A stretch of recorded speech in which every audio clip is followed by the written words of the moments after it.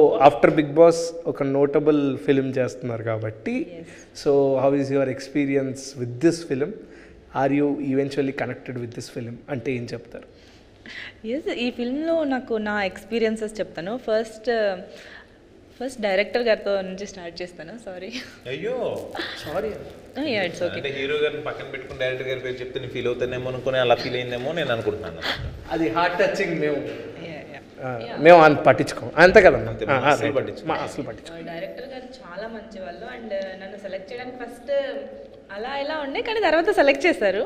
And అప్పటికి నాకు whole story తెలియదు అండ్ నేను ఇంట్రెస్టెడ్గా ఉన్నాను బికాజ్ ఆఫ్ శివుడి గురించి ఒక ప్రాజెక్ట్ అన్నప్పుడు నాకు బేసికల్లీ శివుడు చాలా ఇష్టం అనమాట దేవుళ్ళలో యాక్చువల్గా.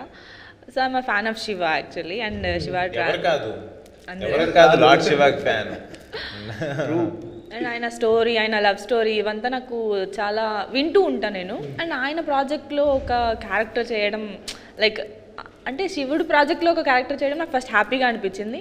అండ్ దట్ టు ఒక డైరెక్టర్ ఏంటి అంటే he's a Muslim actually, but తను ఒక శివుడి గురించి ప్రాజెక్ట్ చేస్తున్నాడు, ఇంకా ఇంట్రెస్ట్ పెరిగింది.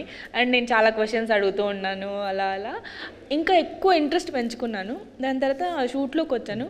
ఫస్ట్ నాకు సార్తో ఎక్కువ సీన్స్ ఏం లేవు, నాకు అర్బాజ్ ఖాన్ సార్తో ఎక్కువ ఉన్నాయి. కానీ ఒక్కరోజు సెట్కి వచ్చారు, ఆ రోజు ఉంది. అండ్ నిజంగా నేను అశ్విన్ గారు అంత హంబుల్ పర్సన్, ఈయనకంటే కైండ్ పర్సన్, ఈయనకంటే డౌన్ టు ఎర్త్ పర్సన్ని నేను ఇంకా ఇండస్ట్రీలో అయితే చూడలేదు ఇప్పటివరకు నేను చేసిన దాంట్లో.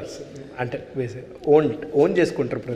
యా నిజంగా ఎంత మంచి వాళ్ళంటే ఇంకెవ్వరిని నేను చూడలేదు. వచ్చినప్పుడే అందరికీ స్వీట్స్ తీసుకొచ్చారు, అందరికీ తీసుకొచ్చారు. అండ్ అందరితో ఎంత మంచిగా ఉన్నారంటే వీళ్ళు వాళ్ళు అని లేదు, అందరితో మంచిగా మాట్లాడుతున్నారు. There is no attitude. He's a very kind hearted person and చాలా మంచిగా మాట్లాడుతున్నారు, ఓన్ చేసుకుంటున్నారు, సొంత వాళ్ళ ఫీలింగ్.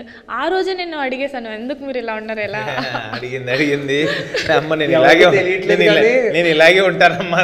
ఎవరికి తెలియట్లేదు కానీ మరో ప్రభాస్ గారి క్యారెక్టర్లో అంటే నాకు అంటే ప్రభాస్ అన్న కూడా ఇలాగే అందరితో ఉంటారని తెలిసి నేను ప్రభాస్ అన్న ఇంకా కలవలేకపోయాను. నాకు ఇంకా కలిసే అదృష్టం దక్కలేదు. బట్ జనరల్గా నేను కూడా అందరిని చాలా వరకు డార్లింగ్ అని పిలుస్తా. అవును, చాలా వరకు నేను డార్లింగ్ అని పిలుస్తా. కాకపోతే అది అన్నకు కూడా అలవాటు ఉంది, అది అనుకోకుండా అది. బట్ అందరూ కలిసే ఉండాలి, హ్యాపీగా ఉండాలి, ఏది మనసులో పెట్టుకొని ఒకటి బయటికి మాట్లాడటం నాకు రాదు. బట్ నాకు ప్రభాస్ అన్నకి డార్లింగ్ అనే సిమిలారిటీ ఒకటిను, ప్రభాస్ అన్న మేకప్ మ్యాను నా మేకప్ మ్యాను ఒకటే. అదే ప్రభాస్ అన్న మేకప్ మ్యాన్కి ఒక 9 years 10 years చేసిన తర్వాత ఆయన మళ్ళీ ఇది శ్రీకాంత్ గారు అని చెప్పి ఇప్పటికి కూడా నాతోనే ఉన్నారు. శ్రీకాంత్ లేదు, నాకు అనిపించిన సిమిలారిటీ స్వీట్స్ అన్నారు కదా, అది 10 మందికి పెట్టాలి, 10 మందితో హ్యాపీగా ఉండాలి అనేది అది అనిపిస్తుంది. మీ ఏదో అంటున్నారు సిమిలారిటీ అనిపించింది అంటే నేను యాక్చువల్గా ప్రభాస్ గారితో ఒక మూవీలో వర్క్ చేస్తున్నాను.